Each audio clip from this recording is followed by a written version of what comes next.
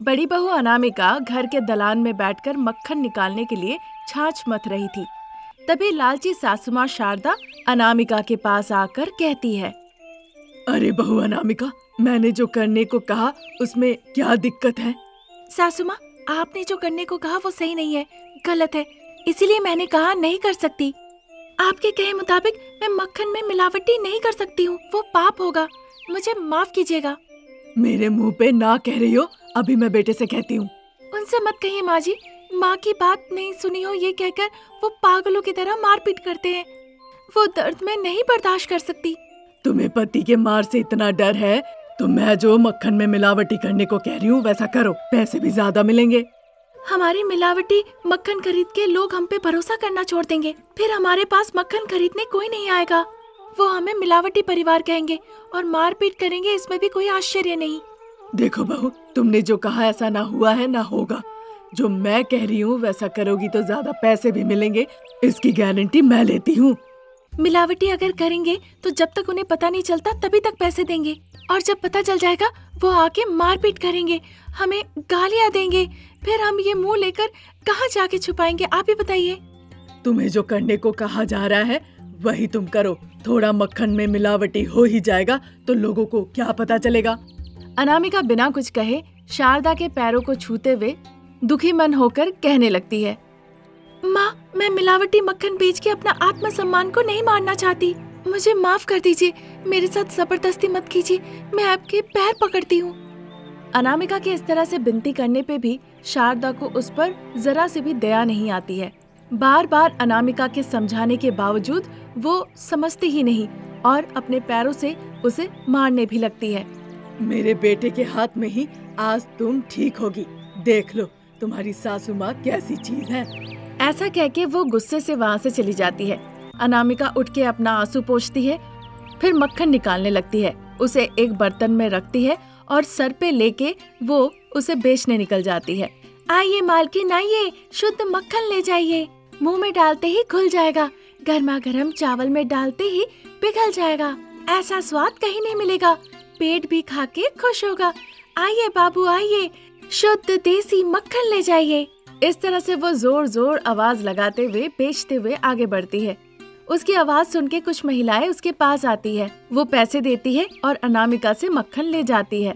जब अनामिका मक्खन बेचते हुए थोड़ा आगे बढ़ती ही है, तभी कौशल्या नाम की एक टीचर जो उस गांव में नई नई आई थी, वो अनामिका को देखती है। अरे मक्खन बेचने वाली लड़की, इधर आना। उसके बुलाने पे अनामिका कौशल्या के पास जाती है। मालकिन, मेरा नाम मक्खन वाली लड़की नहीं, अनामिका है। ये मक्खन बेच के ही मेरे पति, सासू माँ, ससुर जी, हम सभी का गुजारा चलता है। ठीक है अनामिका, तुम्हारे पास जो मक्खन है वो अच्छा है। कह के भी क्या फायदा मालकिन, आज मुझसे मक्खन ले लीजिए, फिर खा के देखिए कि आपको मक्खन पसंद आया कि नहीं। अनामिका, अच्छी बातें कर लेती हो। जीने के लिए क्या कुछ नहीं सीखना पड़ता मैडम जी, अब बताइए कितना मक्खन दूं?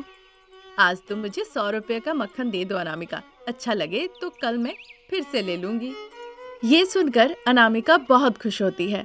ठीक है मालकिन, लेकिन कल भी इस गरीब बहू से ही मक्खन लीजिएगा। इस तरह 100 रुपए के बदले में मक्खन देके वहाँ से वो चली जाती है। इस तरह समय बीतने के साथ साथ घड़े के सारे मक्खन को बेच देती है और फिर पैसे लेके अनामिका घर लौट जाती है। घर के सामने ही सासू माँ शारदा एक स्टूल पे बैठी हुई थी। उनके बगल में पति रमेश एक छड़ी लेकर खड़ा था। दोनों बड़े गुस्से से अनामिका को देख रहे थे। अनामिका इससे बहुत डर जाती है। सासू माँ, ये रहे पैसे।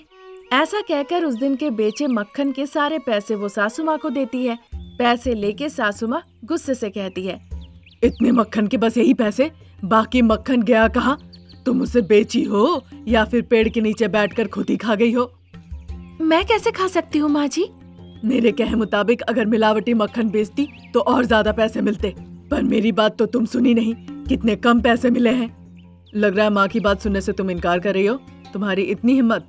ये कहने के साथ साथ रमेश अपनी हाथ की छड़ी से अनामिका को पीटने लगता है। अनामिका दर्द बर्दाश्त नहीं कर पाती है। नहीं नहीं, मुझे मत मारिए, आपको समझ नहीं आ रहा कि क्या हो सकता है। ऐसा मारना लेकिन ठीक नहीं, अब मत मारिए। बिना कुछ सुने रमेश पीटने लगता है। तब जाके वो रुकता है जब वो खुद थक जाता है। मार खाते खाते अनामिका बेहोश होके गिर जाती है। अनामिका को जब होश आता है वो आंखें खोल के देखती है, अंधेरा हो चुका है और वो घर के बाहर पड़ी हुई है। खिड़की से वो अंदर जाने के लिए सासू माँ से विनती करती है, पर सासू माँ उसकी एक नहीं सुनती। अब चूंकि कुछ करने को नहीं था, इसीलिए बरामदे में भूखे ही सो जाती है। थोड़ी देर बाद वहाँ से एक घायल गाय गुजर रही थी। वो उदास होकर अनामिका के पास आती है। वो सिंह से अनामिका को जगाती है। अनामिका आंखें खोल के देखती है, एक जख्मी गाय खड़ी है। तुरंत वो अपनी साड़ी फाड़कर गाय के जख्मों पर बांध देती है। देखते ही देखते वो गाय अंतर्ध्यान हो जाती है और एक देव कन्या में बदल जाती है। अनामिका, गायों का मजाक उड़ाने की वजह से गाय बन के जीने का मुझे अभिशाप मिला था। मेरी घायल अवस्था में बिना किसी स्वार्थ के अगर कोई विवाहित महिला मुझे मदद करती है तो मुझे मुक्ति मिल जाएगी। अतः तुम्हारे कारण आज मुझे मुक्ति मिल गई। खुशकिस्मती है मेरी माँ। लगता है तुम्हारी परिस्थिति ठीक नहीं है। मुझे बताओ क्या हुआ। मुझे अपना कर्ज वापस करने का मौका दो, बताओ। देव कन्या के पूछने पर अपनी लालची सासू माँ और अत्याचारी पति के बारे में बहुत दुखी होकर अनामिका सारी बातें खुल के बता देती है।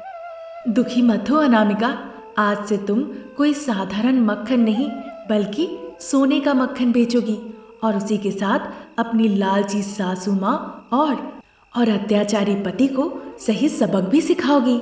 देव कन्या अंतर्ध्यान हो जाती है। तब से अनामिका जब भी मक्खन मारने जाए तो बस सोने का मक्खन ही निकल आए। सोने के मक्खन को देखकर अनामिका बहुत खुश होती है। उन सोने के मक्खन को बेचकर अनामिका परिवार का देखभाल करने लगती है। लेकिन जैसे ही लालची सासू माँ और अत्याचारी पति जिसने अनामिका को बहुत पीटा था वो मक्खन को छूने जाए तो वो सोने के मक्खन पिघल के साधारण मक्खन में बदल जाए। इस बात से उन्हें अपनी गलतियों का एहसास होता है। शारदा जाके अपनी बहू अनामिका से माफी मांगती है और तभी से बहू के साथ वो भी मक्खन बेचने जाया करती है। रमेश भी अनामिका से बहुत प्यार से पेश आने लगता है और सभी मिलके खुशी खुशी जीवन बिताते हैं। सर्दियों का मौसम शुरू हो गया था, इसीलिए पृथ्वी पर जल्दी अंधेरा भी छाने लगा।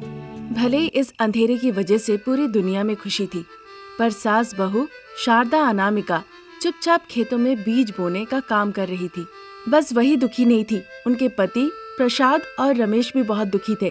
घर के सामने आग जलाकर हाथ सेकते सेकते चारों बातचीत करते हैं। जी, ये सर्दियों का मौसम हम जैसे गरीब लोगों के पेट में लात मारता है। अरे सासू माँ, कौन आके लात मारता है? आपको कहाँ दर्द हो रहा है मुझे बताइए, मैं गर्म पानी का बैग देती हूँ, थोड़ा आराम मिल जाएगा। सर्दियों का मौसम, ऊपर से उम्र दराज। कौन उम्र दराज? हाँ, खेत में बीज लगाने का प्रतियोगिता लगाए, फिर पता चलेगा कौन यहाँ उम्र दराज है। आप इतनी नाराज क्यों हो रही है माँ जी? गुस्सा ना करूँ तो क्या करूँ बहू, खेत में काम रुक गया है, इस वजह से दुखी हूँ। ऊपर से 6,000 का नुकसान, तो पागल हो गई हूँ। ठीक है, मैं पिताजी और उनको समझा के कहती हूँ, वो गुस्सा नहीं होंगे और आप इस बात को लेकर नाराज मत होइए। इस तरह सासू माँ को शांत करते हुए वो पिताजी प्रसाद से कहती है, पिताजी सासू माँ बहुत गुस्से में है, पर सासू माँ को उनका गुस्से का वजह ठीक से पता नहीं, इसीलिए हो सके तो आप थोड़ी देर तक सासू माँ से ज्यादा बातचीत मत कीजिए।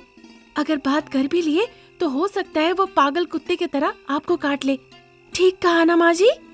इस तरह सासू माँ से पूछती है। सुन के सासू माँ गुस्से से लाल हो जाती है। आइंदा अगर इस तरह की बेहूदगी भरी मजाक की ना तो मुझे पता नहीं मैं तुम्हें कहाँ मारूंगी और कैसे मारूंगी। मैं पिताजी से पूछ के आपको बताऊंगी सासू माँ।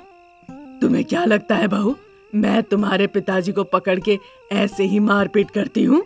या फिर कभी तुमने अपनी आंखों से देखा है तुम्हारे पिताजी को परेशान करते हुए? तुम्हारी नजरों में मैं हूँ क्या?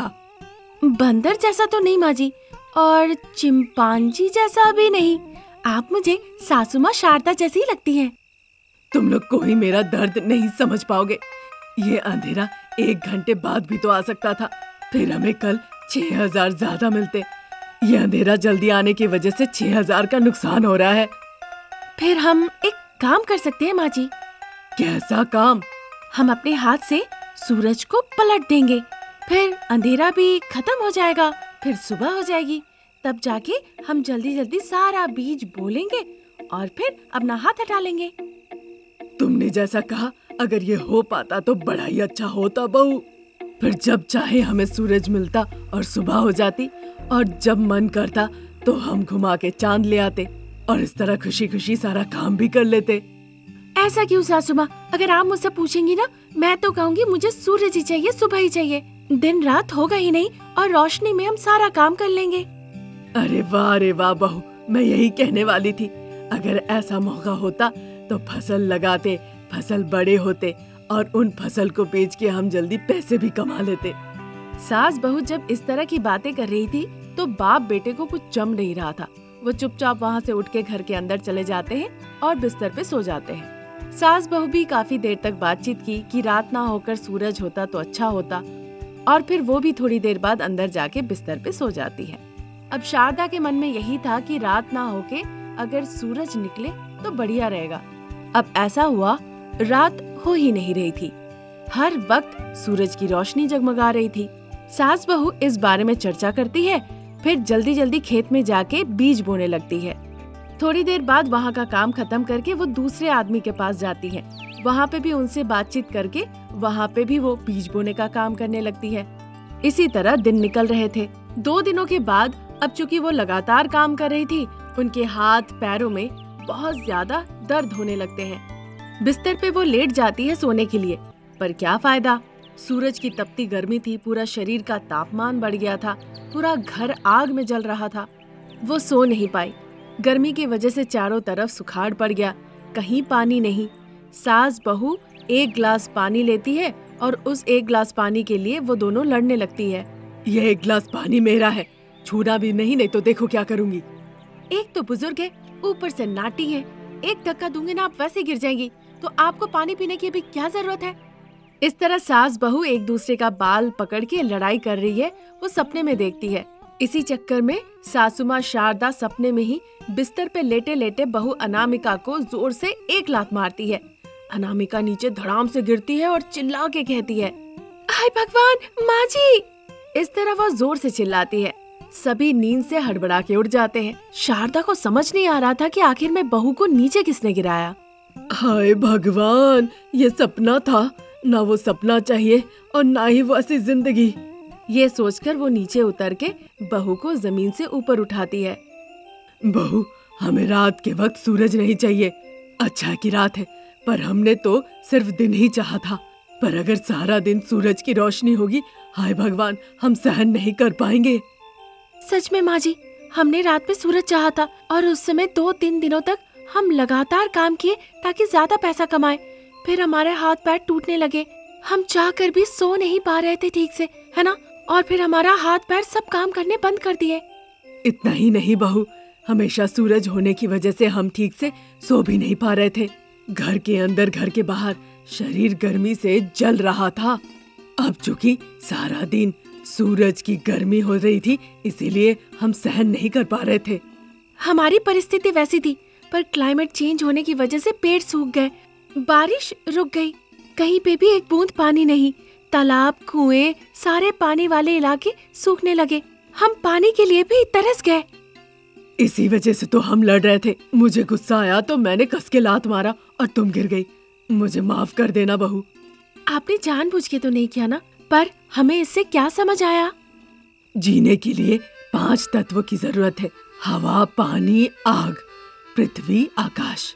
इनकी जितनी जरूरत है उतना दिन और रात की भी जरूरत है। दिन में सूरज निकलेगा, जीने के लिए कठिन परिश्रम करेंगे। रात में चांद निकलेगा, हम आराम से सोएंगे। बस मुझे यही बात समझ में आई। अच्छी बात है कि सास बहू की आंखें खुल गई, अब सो जाओ। उनकी बात सुन के सास बहू फिर से सो जाती है। तब से वो समय समय पे सारा काम करने लगे और खुशी खुशी जीवन बिताने लगे।